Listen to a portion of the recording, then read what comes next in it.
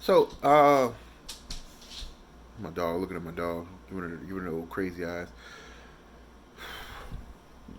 Second time's a charm. So, I just want to put it out there. I haven't posted a video for a review of anything in at least a month. So, me, uh, let's look at this dog. What does she got going on? What does she got going on? But anyway, so me, I know that I should be doing better, but you know, among what else, I'm tired my words up. A host of things have happened. A host of things. A host of things have happened, but this upload is going to be about uh, Breaking Bad, season 3, episode 4, titled "Open House." So, because I've already done this, but it was like kind of like sideways. So now I'm recording again. So I'm going to talk really, really fast when I know I shouldn't. I should be talking really slow, but I can't help it. let's just let's slow it down and have a nice conversation about a great program that is Breaking Bad. This episode features the in-laws, so Hank and Marie. I've finally figured out their names, or finally remembered their names. Um, Mr. White and Mrs. White, uh, and Pinkman. Let's do Pinkman first. I like him. Now, Pinkman has went all the way left as of this episode. By that, I mean I think the writers do a good job of um, of creating all different types of how should I put this? All different types of thought processes and just I guess struggles that this character Pinkman can go through, and the actor is doing a great job of portraying a lot of them. And um, right now he's lonely. He's a lonely boy. Um, he just wants to have a conversation with somebody. There's nobody that he can talk to that can understand what he's going through right now.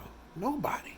So he feels all alone. So he decides to have a 24/7, 7 day a week, 365 days a year, leap year, whatever type party deal going on. But uh, it quickly turns into a raging fire down to uh, kindling. I think I'm doing that wrong. I'm saying that wrong. Embers. It turns into embers, like charcoal dust and embers. You know what I mean? So, um, there's a scene where he's basically trying to make the best of the situation. I guess is the best way I could describe it. He's balling up money. They're not all $100 bills. They're all different denominations. So I think the highest was a five. So he has ones and fives, and something like that. And he's balling them up, trying to throw in this guy's mouth who's passed out. He's snoring like this, and he's trying to throw the money, and he finally makes it, and then he just decides to throw all the money in the air. And there's a whole bunch of drug addicts in that house. I mean, a whole bunch. But he tries to reach out to Mr. White. Mr. White's got his own thing going on, which I'll get into right now. Him, Mr. White and Mrs. White are still. She's still on the warpath. She's still pursuing this car wash. Pink will be fine. I'm interested to see what's going to happen, of course, in the next couple episodes. But he'll be fine till now. It's just they're taking this character, and I had to readjust my back. It's kind of stiff. But yeah, Pinkman's character is just going through a lot right now. A lonely boy. I'm jumping around a little bit, but back to the Whites. So yeah, Mrs. White. If anything, her character, as I'm all the way behind her character now. I'm all the way in her character's corner at this point. I know I've jumped in and out based on the actions of the character, of course, but as of now, she's very likable. I mean, she is full of steam, and she's going full force on this car wash, and they succeed. At the end of it, they wind up having a moment where she's expressing all this concern towards him. She already expressed concern to him because she saw his black eye um, from his oh god, from him freelancing as a tough guy. I guess you can call that. That's the wrong way to put it, but it sounds kind of funny. Uh, she's expressing all this concern to him about his actions and what he's doing, and he's like, okay, okay, fine, like a voice of reason, I guess. Come on, man. He's making what is it? He's making what a couple 100 pounds of meth every week or something like that. Come on now, poisoning a lot of people. But anyway, what is he doing here? What is he doing, Mr. White? I think that's odd. It was just it was a conversation they had over $320 something bottle of champagne, which makes sense. That's a lot of money for a bottle of champagne. Um, um, trying to think what else. Trying to think what else. Um, oh, and a little suntan. I like that.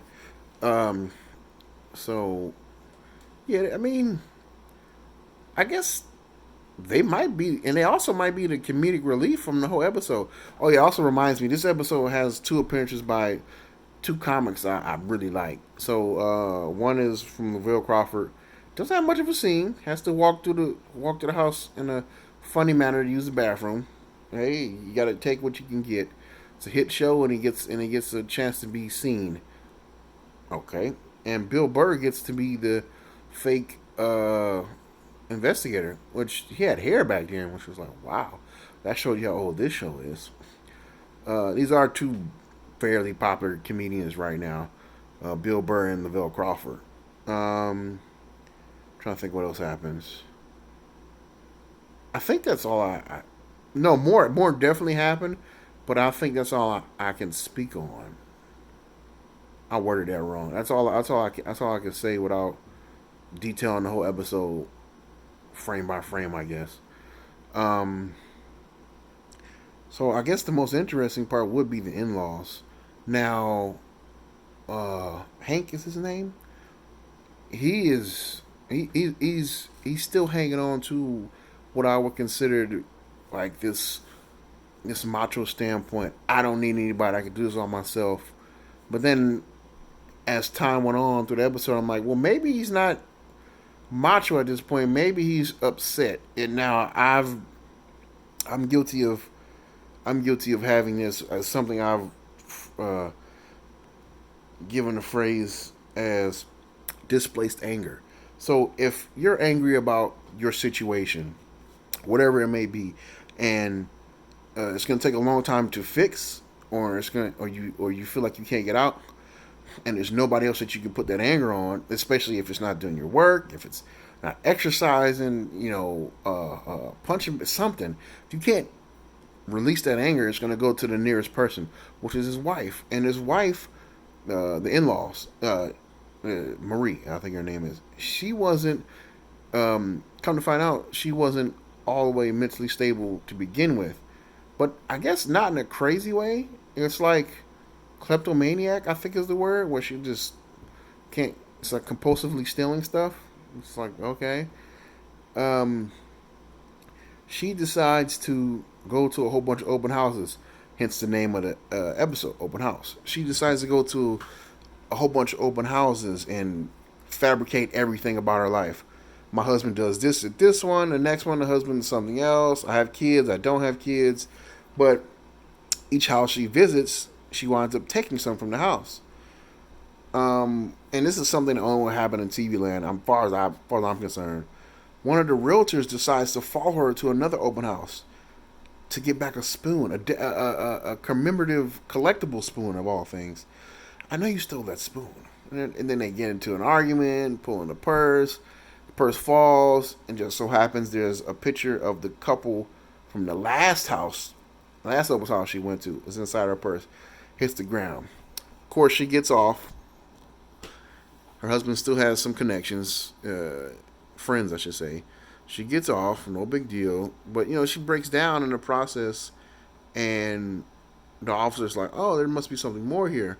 So he decides to, coincidentally, give him information about a case about the case of um, the assistant in the lab to Mr. White, the good one, not Pinkman. Sorry, Pinkman. His murder, and then that's pretty much when the episode ends. Now, it's not too much of a cliffhanger there. I'm just excited to see where all three of those stories go. It draw me in, man. I'm drawn in.